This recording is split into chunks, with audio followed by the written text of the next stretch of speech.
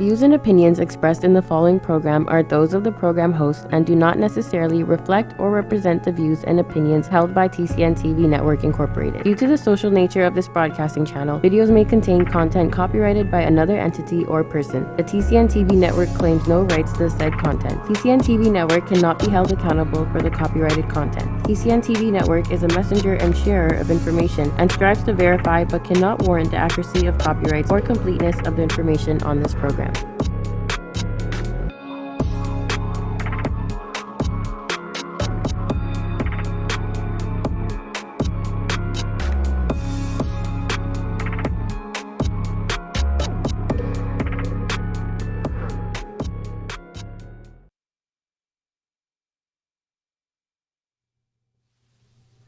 Welcome to Shaping Life, where we connect with all things health and we connect with the right people and the right information to take us on a path to setting us on our right, to be our best selves. And I'm your host, Trish Curling.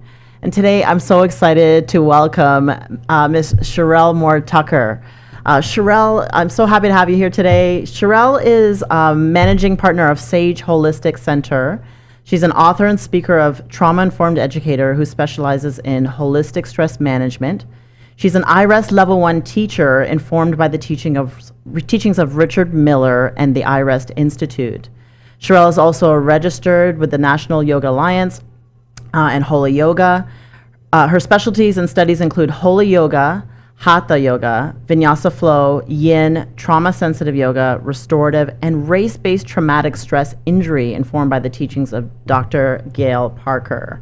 So, Sherrell, welcome. I'm so happy to have you here today.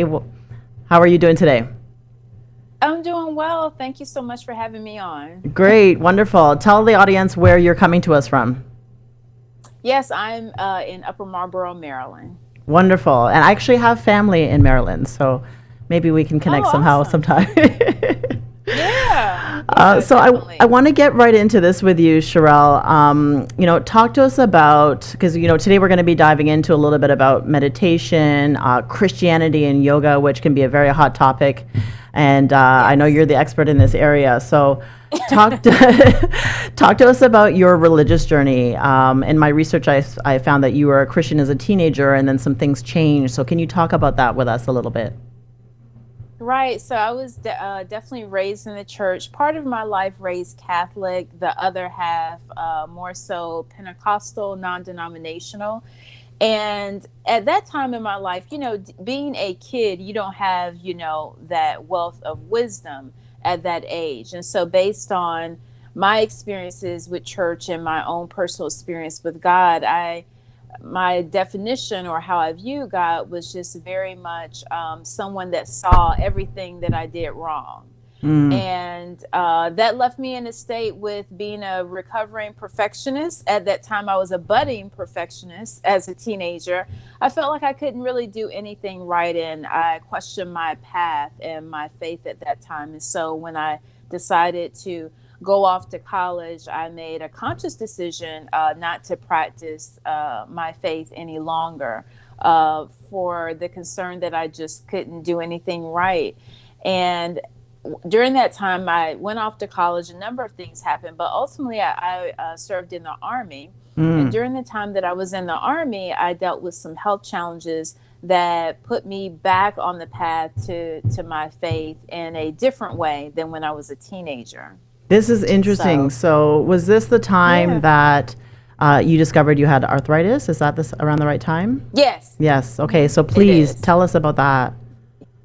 Yeah. So while I was serving in the Army, I didn't have, an accident. I wasn't in a car accident. I didn't have a fall. I'm not really sure, really how it came about, but I began to experience a lot of back pain, and it was discovered actually during a PT test, a physical test where I was running, and it felt like my back was collapsing, like I didn't have any support there. Oh, wow. And so it was a horrible feeling. I still remember what that feeling felt like. It caused me to just like buckle, and I fell to my knees. And it was later discovered that I had degenerative joint disease, osteoarthritis. And at that time I was still pretty young. I was in my 20s, so it was pretty surprising even to the doctors why I was going through this.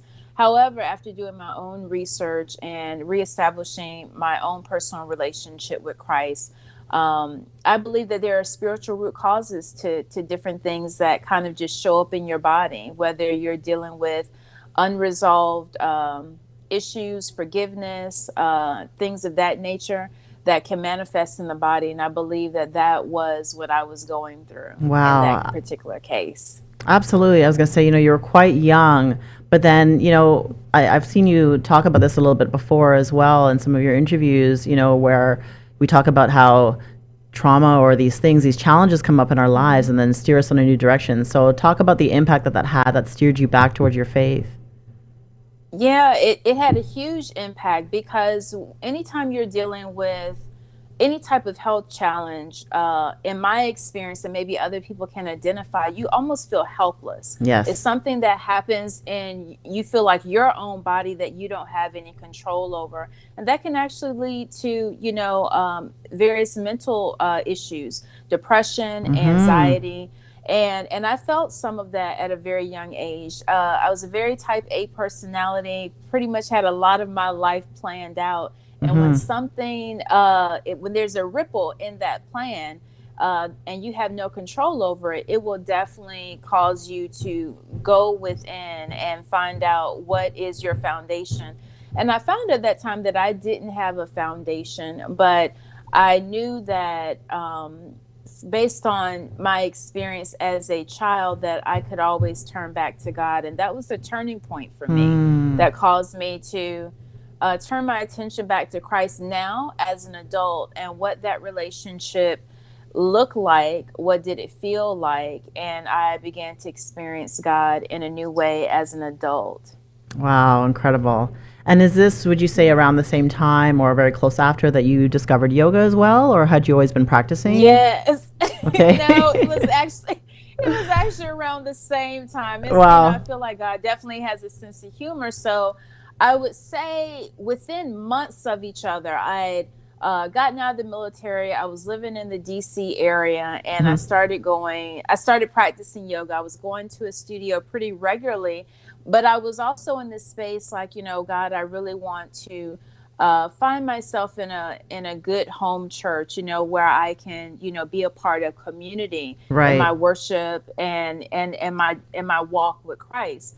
And so while I was new as a yogi, I found a church and began to get involved in the church. And so those two worlds definitely collided around the same time. Wow. And it was at that time. So be mindful here that when I went off to college, I was 18. So from that time, from 18 till probably about maybe 30, 31, I was like completely out of the church. Like, I have no problem like sharing that the only time I would go to church is if I visit my mom and she kind of, guilted me into going, or I would go for Easter or Christmas. That was like the only times that I would go. And most of the time, I was in the military, so I would go to chapel and it was very quick. And it was kind of just almost like a formality that was connected to different holidays that were still near and dear to my heart. But there was no conscious relationship of me deepening my relationship with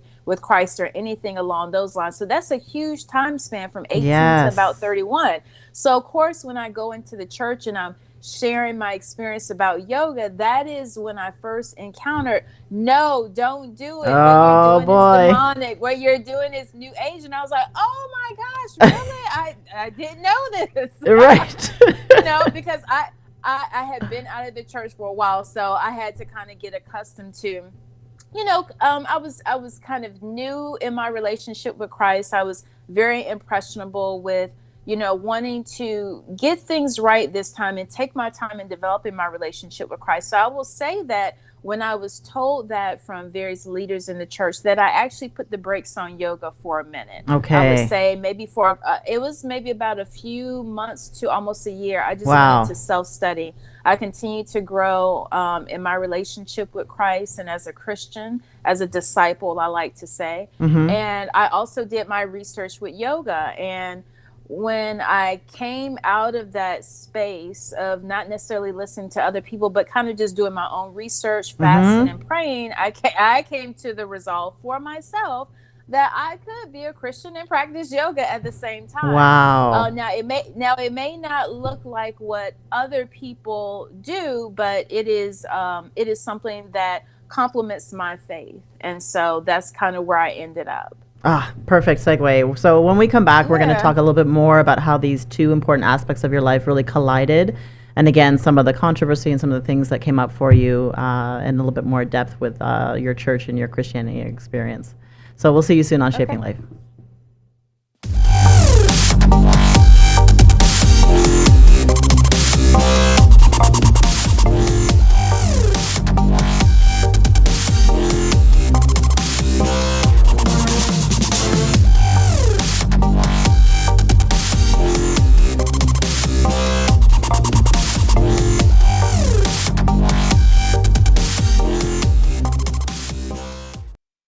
World-famous spiritual astrologer and psychic Pandit Sai is born to serve people. He's an expert on palmistry and horoscope. He can handle all problems and give Vedic solutions for business, job, love, marriage, husband and wife problems, children, personal, and many others, including depression. He also performs pujas to clear all sorts of obstacles.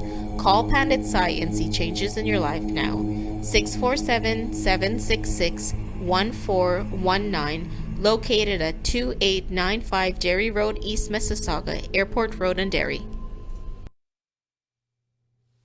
Welcome back to Shaping Life. We're sitting down and talking with Sherrell Moore-Tucker. And Sherrell, you started to talk just before we went on break about some of the experiences you had when you went into the church, and they said, no, it's New Age, don't practice it. So let's dive right into that and talk a little bit more about Yeah. some of the attitudes and maybe some of the experiences you had with some people. I had some pretty experiences that are very vivid in my mind, and it makes me chuckle now because I've matured, in my walk with Christ, and Right. as a yogi.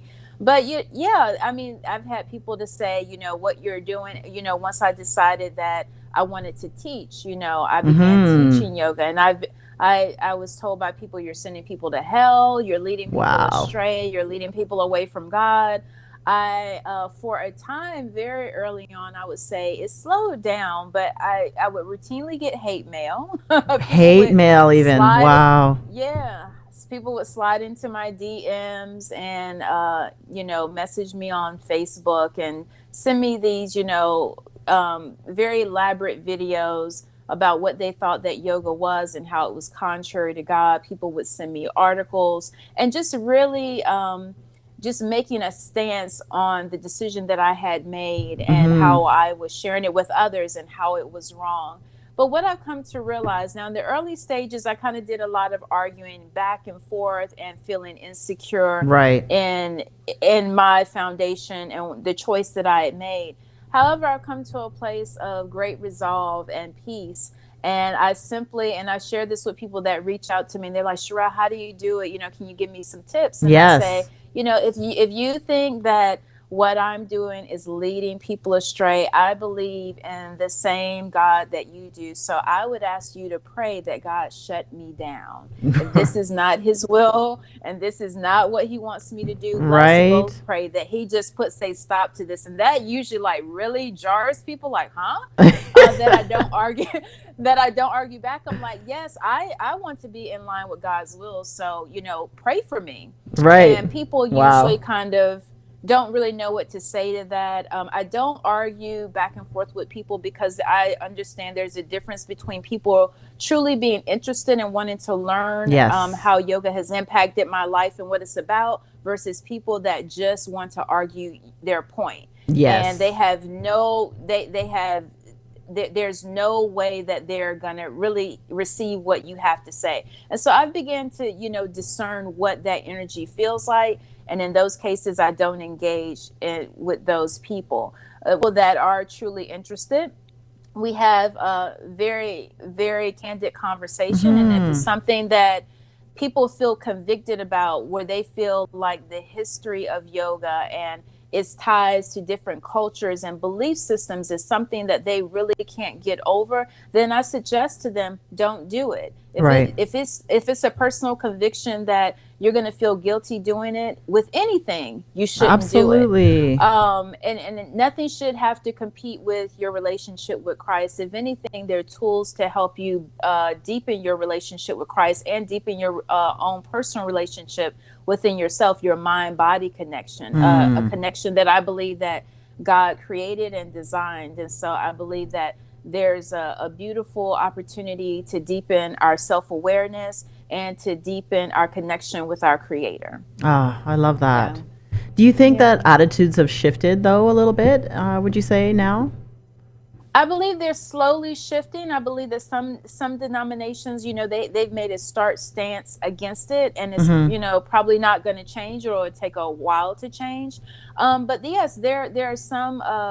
You can go to some churches, surprisingly, and they're totally unfamiliar with these conversations because they have no problem with it. And then you can go right down the street to a church like less than 5 miles away, and they have a totally different stance on yoga, what it means, and how they believe that it leads people astray. And so what I try to tell people is, I'm not someone that stokes fear. I don't believe in living a life in fear. Yes. But what I ask people to do is, pray for yourself and ask God for wisdom, knowledge, and understanding, and most important, discernment in all things. It's not just yoga. Let's not Right. just demonize yoga. There's so many things that we do as a regular part of everyday life, spending 90% on our devices, not spending time with family and friends, not allowing ministry to start at home. So there are many things that can distract us from Christ and God and his divine purpose for us and pull us away. I just say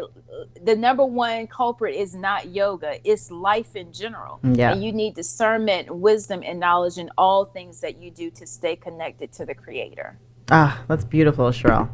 So, can you talk to us a little bit about your experience and with your studies with being a holy yoga teacher? Yeah, well, I found that there are a group of people that are truly interested, and they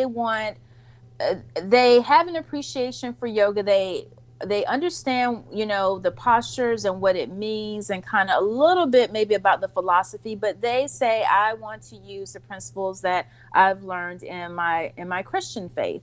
I want that to lead and guide my practice. That's something I'm familiar with. That's something that I'm comfortable with. And so although some of the yoga philosophy and some of the Christian principles and way of living is similar, some people just don't feel comfortable matching the two. And so since I am a Christian, and a lot of the knowledge that I gain from the sacred text, the Bible, and a few other books. But primarily when teaching holy yoga or a faith-based class, I use those principles that people are comfortable with to deepen their relationship with themselves and their relationships with Christ. And that kind of helps people with their comfort level, because they're doing something that is totally foreign to many of them. They've never Right. practiced yoga before. So what better way than to lead with something that people are comfortable with into a space where they're learning and growing in another modality. Beautiful. I want to show this clip because you've developed something called Faith and Flow Yoga. So I want to show a little clip here. We're going to show that about 30 seconds here. Okay. When people ask me what Faith and Flow Yoga is all about, 3 words come to mind: body, breath, and spirit. I believe it's all about being intentional with yourself, inside and out. I would even say it's like full body worship on the mat, using everything that God has given you to worship Him in spirit and in truth. It's really about staying connected and using time and space on the mat to grow your relationship with Christ and with yourself. You merge those two things. This is amazing. So can you talk to us about your program here? Yeah, so Faith and Flow Yoga came out of my own personal practice during that time where I took a break from yoga, and I was, further learning about my relationship with Christ and what it means to be a disciple. That's what I was practicing at home. So it kind of started with, just moving and flowing to Christian or gospel music or inspirational music, putting me in that space of centering and grounding myself in a way that God could really touch my heart, and deepen that connection in a new way. And then as I progressed, it wasn't so much just about the music, but it was really about setting a clear intention on allowing this practice to be consecrated and solely dedicated to God and the relationship that I was seeking to build with Him. And it just was perfect. Faith and flow. It takes faith to believe in pursuing a modality that you've never experienced before. Yoga was foreign to me. Before yoga, I was a runner, I was a cheerleader, I danced. So I didn't do anything that was equivalent to the slow pace of yoga. So it can be a faith walk to try something new, to try something that's connected to historical contexts and cultures that you're not really familiar with. And then flow, because I love vinyasa flow. Yes. It was just the perfect wording for it. So it's really just about stepping out on faith and flowing with that as you connect daily with God on a deeper and deeper level. Oh, that's so beautiful. So we can see how you create such a deep connection for people, and it's so accessible to them. When we come back, I want to talk about a little bit how you talk about mindset for faith and flow. Like you said, accessing it in a way that is like a more slow practice and gentle with yourself. So we'll talk about that when we come back. At Benjamin Law, we understand the real cost of personal injuries. As the victim of an accident, you may be the one who's physically hurt, but your main concern is that your family are the ones who will pay the price. Benjamin Law will be there for you, helping, supporting, and working tirelessly to resolve your personal injury case. Call 1-855-899-4878 or visit benjaminlaw.ca and let our family of lawyers help your family.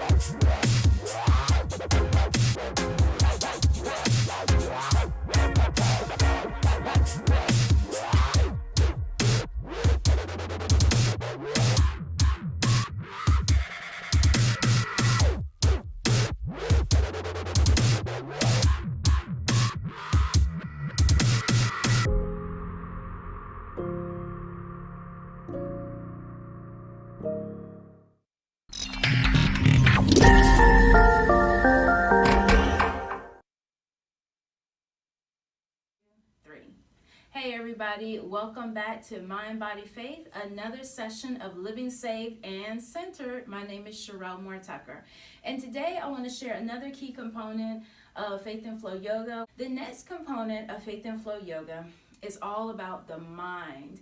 That coming to the yoga mat can be a little daunting and very, very different because you're kind of taught to push forward and grunt and strive through it. And yoga, in the way that I share Faith and Flow Yoga, is not about striving. It's really about understanding the other part of yourself, adding balance to the work and the movement that we do all the time. So why isn't there time for rest and allowing the mind to rest? And so today we're going to talk about mindset for Faith and Flow Yoga. So this is the thing here.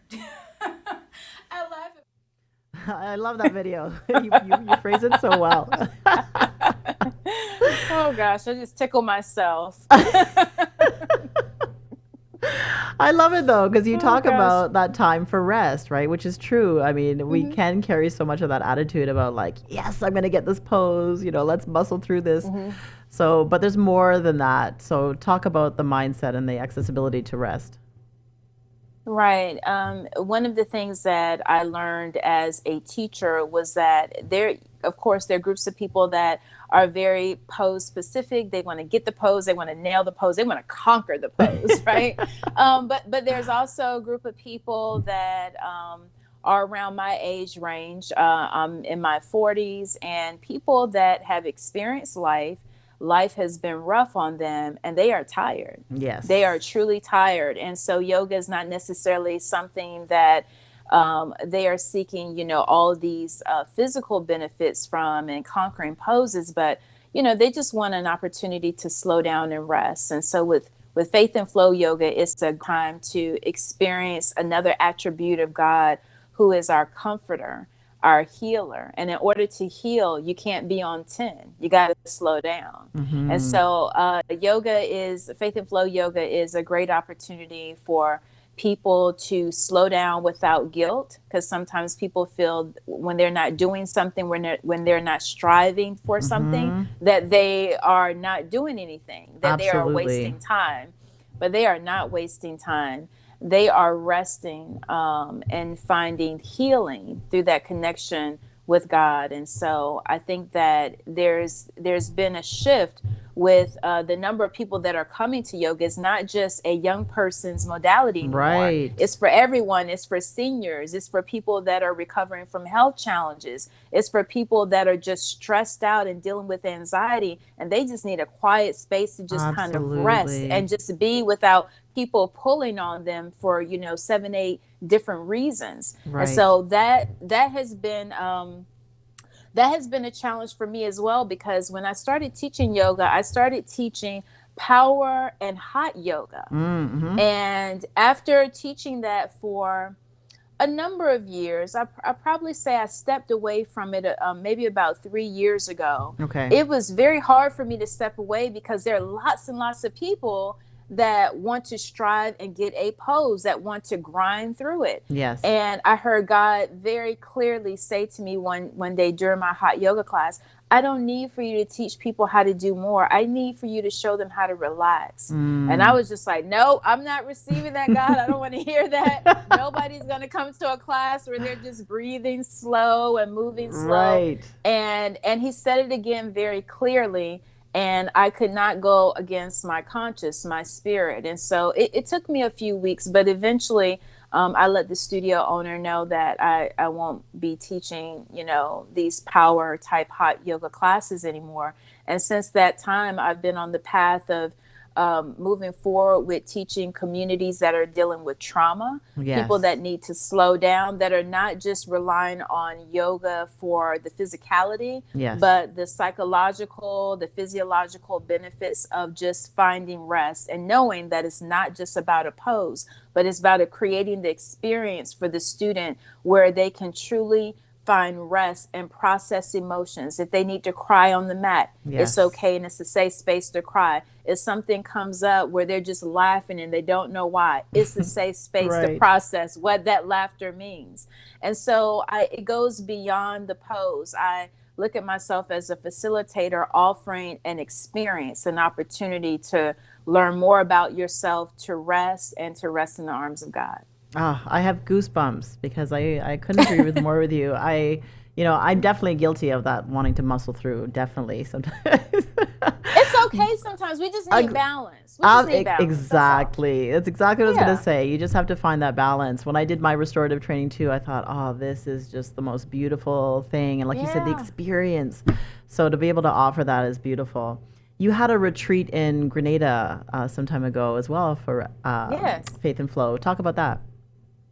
Yeah, that was my first international wellness retreat, yoga retreat, and I had a great opportunity to meet the beautiful people of Grenada. We partnered with a local church there where we were invited to their services. They gave me an opportunity to speak about Christian meditation and yoga and what it all meant. And sometimes going into these churches, a space that is safe for a lot of people to be in, and to share your experience as a believer, as a Christian, it kind of, puts everything on an even playing field versus trying to explain it maybe in a yoga class where people are already feeling on the defensive. And so in that experience, I shared body prayers from a Hebraic perspective. We talked about breath, how breath is life, and how God is the giver of life. And so using terms and analogies that people are very familiar with and comfortable with can ease a community into learning about something that may be different from anything that they've ever learned before, versus fighting against the church. What I've learned now in, almost 10 years of teaching yoga is, where there's opportunity to share, share. Where there's no opportunity, don't force it. Right. I love it. I'm glad you brought up meditation, because even with meditation, there can be a little bit of pushback as well. So I like that you talked about, meeting people where they're at. So how do you differentiate between, meditation and, say, Christian meditation? What would you say is there a difference, if there is one? Right. Yeah, there's some key differences, and it doesn't mean that one is better than the other. I have a Facebook group called Sisters Who Meditate, and it's really about women of faith that are interested in cultivating a deeper relationship with Christ using Christian meditation. And so it may look the same and it may feel the same, but the intention is different. And so Christian meditation, from a Hebraic perspective, really is about allowing God's grace to place you in a position where you are simply opening yourself up to be in the presence of God. So you're not, it's not driven based on goals. Like, when I meditate, I need to be calm, I need to be relaxed. It has nothing to do with that. It simply is your sheer desire to be in the presence of God, and knowing that his presence is transformative.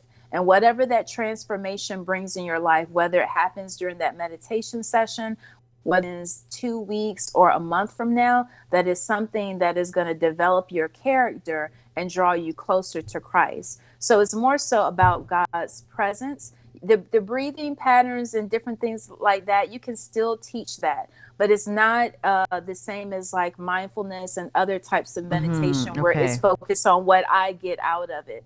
It's really about your surrender to God, to open your heart, and in his presence, what will he reveal? What will he show you? Or maybe you will just, allow yourself to rest there in his arms during meditation. Maybe it'll be a time of crying. Maybe it'll be a time of release. Maybe God will bring something up in your spirit that you need to tend to, a character flaw, something that is blocking you from your purpose. And so that's where the differences lie. Okay. So there's still that element of stillness and still being silent and, like you said, surrendering. That's great. When we come back, we're going to talk a little bit more about some of the cons of meditation, which is interesting. You did an interview a little while ago that was very intriguing. Yeah. So we're going to talk about that when we come back on Shaping Life.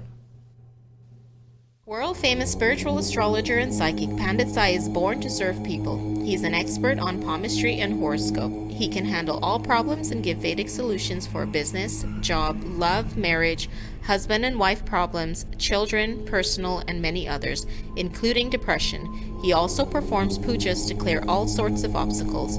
Call Pandit Sai and see changes in your life now. 647-766-1419.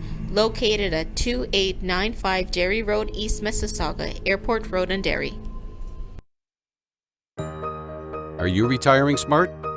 Make your home's equity work for you. With your home's equity and our 30 years of experience, the Retire Smart Properties team can help you achieve the quality of life you've always wanted. Our services are 360 degrees. We'll give you advice, take care of staging and selling, and help you find the perfect home and community to transition to. It's time to enjoy the retirement lifestyle you deserve. Visit our website today to learn how you can use your home to retire comfortably. The Retire Smart Properties team, powered by RE/MAX West.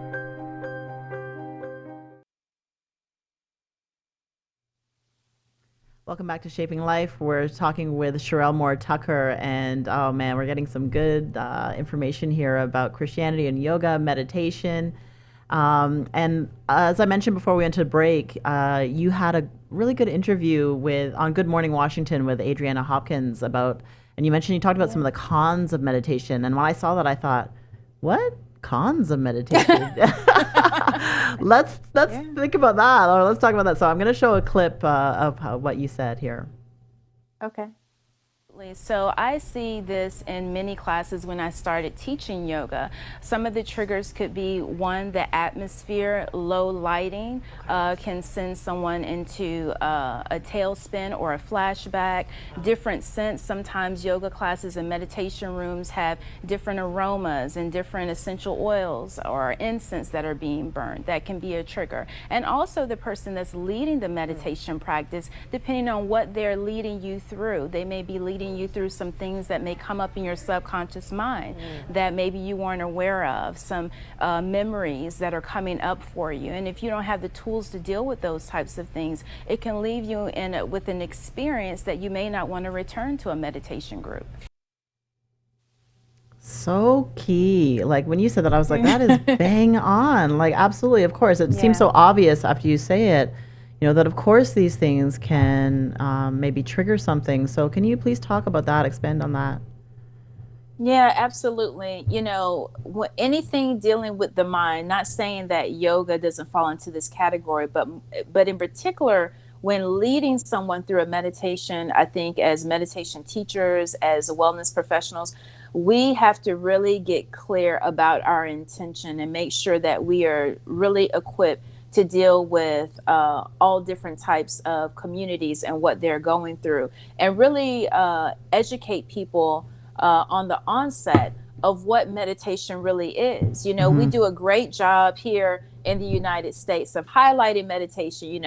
Meditation is a cure-all for everything. Oh, you should meditate. You should chill out. You should meditate. Right. But everybody's dealing with different things at different stages of their lives. They say that, most of people in the world have dealt with some type of trauma on some level.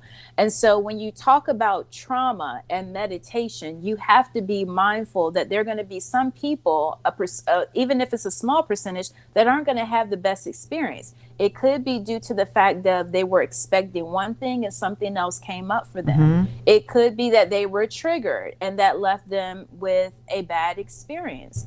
And so every meditation technique doesn't work for everyone. Every meditation type doesn't work for everyone. So I think it's very important at the onset, whether you're doing a meditation series or you're doing a short meditation before a class, to give people options. And I think that this is being introduced into a lot of yoga teacher trainings, or people are getting separate training on, just trauma focused yoga and meditation, but giving people the option to tell them you don't have to close your eyes if you don't want to. You don't have to lie down. Like giving people options to not put them in a box where it's going to leave them with a bad experience.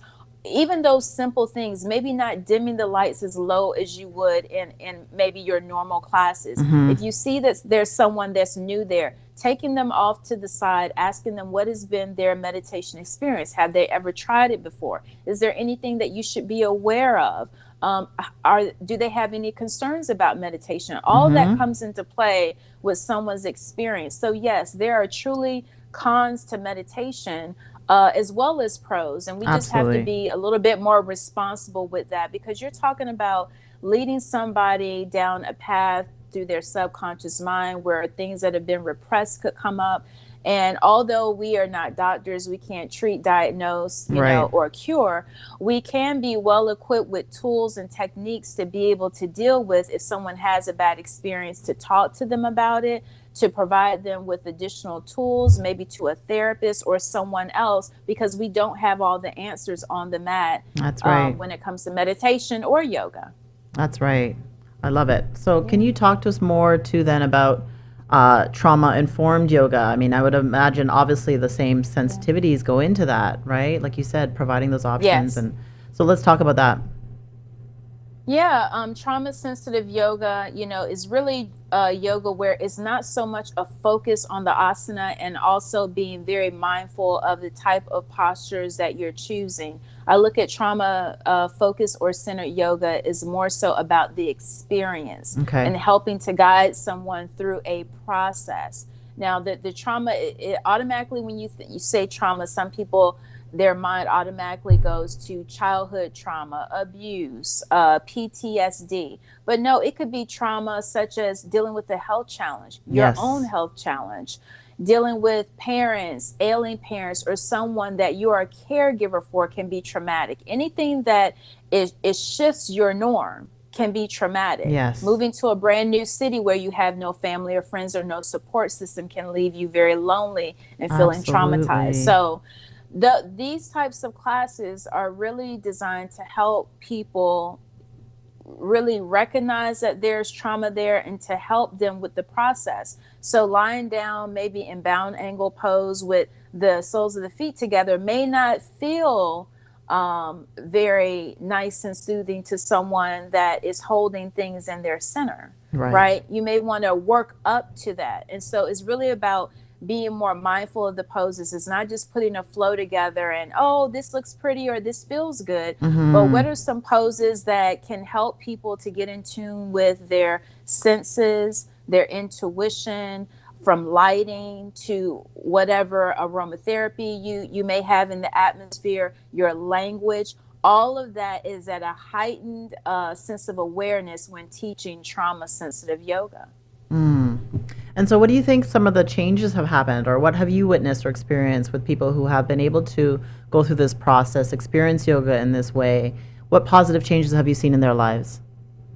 I've seen people, and let me quickly tell the story of Please. what really pushed me into pursuing trauma-sensitive yoga. Of course, I'm a military vet, and that was always something at the forefront of my mind, wanting to help people that just dealt with the war and just being in the military, period. But I taught a class, and I'm just going about my regular routine as a yoga teacher. I'm gonna, dim the lights, and this was actually in a church. I dimmed the lights. And someone closed the door, and I was spraying some room spray. And at the end of that class, 2 young ladies came up to me, and one said that they loved the class, they enjoyed it, but when someone someone didn't close the door, someone had to leave early, and they opened the door, and it was like a beam of light came in, and then it kind of got dark again. That was a trigger for her, and she shared that she had been raped a few years ago, and that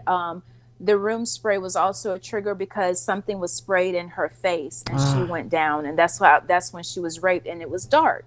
So I was so grateful that they came to me and said, everything was great until the end, and they felt, a little unsettled, and it turned into not such a great experience. And so I took that and wanted to learn more about making the experience the best experience that I could offer to those that are dealing with various types of traumas. So that's pretty much what caused me to want to teach trauma-sensitive yoga. Very powerful. And again, something that happens that it steers you in this direction to be able to, like you said, provide an experience for people. And there's so much that goes into that, right? Like you said, so much that we have to consider as teachers for who is in our classes and what they're going to walk away with. So much more than the pose. You're not going to get it. You're not going to get it right all the time, but that's why it's always great to be open. And I'm so glad that those ladies came to me and they felt, open enough to share that, because it totally shifted the way that I was traditionally teaching. And I believe that I'm a better teacher for that feedback. Beautiful. Let's talk a little bit about, Sherrell, as well, your book. Transparent Faith, Lessons Learned from the Plan of Faith. Can you talk to us a little bit about that before we go? Yeah, so this is my love letter to my old self. I share some stories, just about really learning that deepening my relationship with Christ and this faith walk is not about perfection. It's not about a checklist and making sure you do everything on the checklist, but it's about laying yourself bare and open to God. Transparent faith is what God gave me. And so I share some lessons that I learned along the way, being an adult and revisiting my relationship with God and how that shifted the way that I care for myself and others, and how it's more than just a religion, but it truly is a way of life. I talk about mind-body principles in the book. I share lessons learned and scriptures that can help people as they are learning to be more mindful in their walk with Christ.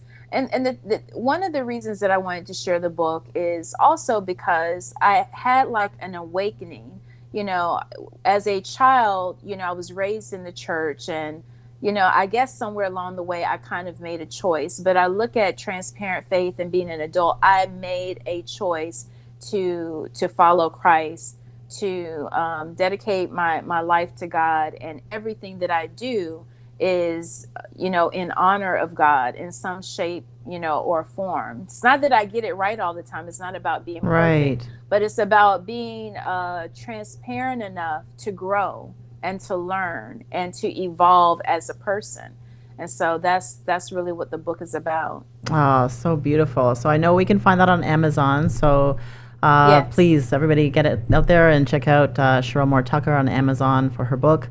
Sherrell, I want to thank you so much for sitting down with me today and for speaking to our audience. You've shared such amazing stories, inspiration, and I've learned so much from you today. So I want to thank you for being here. Thank you so much for having me. I hope that somebody, is touched by anything that I said, and that they will go out and pursue their hopes and dreams with a level of mindfulness as well. Love it. Hope to see you next week on Shaping Life. Sherrell Moore-Tucker, thank you again. Thank you.